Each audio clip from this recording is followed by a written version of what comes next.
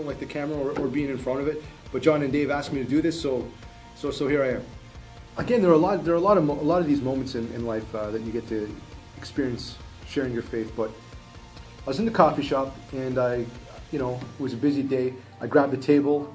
It was a nice little table. It was very quiet, and I pulled out my Bible, and I thought, hey, I've got my coffee now, got my Bible. I'm going to sit down and I'm going to read for a little while, and no one's going to bug me. There's a bunch of teenagers, I guess high schoolers, and they were just letting out of high school. I don't know what their story was. It was maybe around 3 o'clock, and they came into the coffee shop, and they were loud, and they wanted coffee, and so they sat down beside me, and they started to cause a little bit of a ruckus. Really, really annoyed, because my expectation was just to have a nice quiet time, sitting with my coffee and my Bible and my coffee. Maybe I should really say Bible and coffee if people are worried about priorities. I got annoyed.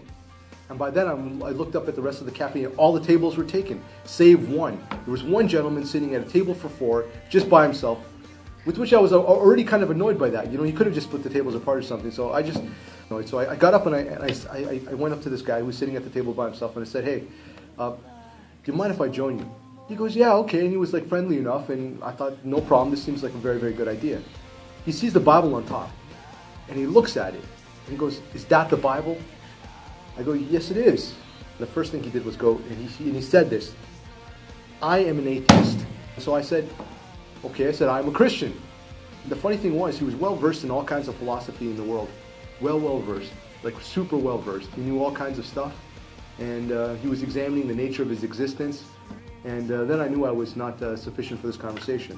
So inwardly I said, hey, dear Lord, you might want to help me out here. I don't know what to say to this guy. And so I listened to him for 3 or 4 minutes, and I realized before long that I actually didn't have to say much. He pretty much wanted to say everything that he wanted to say, and I really just I didn't know what I was supposed to say to him. And then after he was done, something occurred to me, and I said to him, I think you've been lucky so far because you haven't needed God in your life, and wouldn't you just love just one real serious personal experience with the Lord? The guy actually didn't freak out or flip out.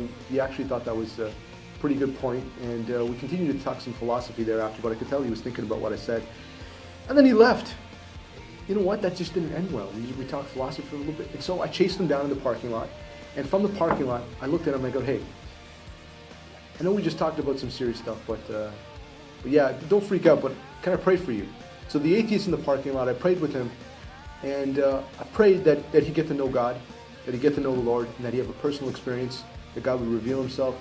And the guy said amen at the end, complete atheist. I started off with my expectations not being met, a moment of annoyance with a bunch of kids, a little bit of inconvenience, and then look at what happens.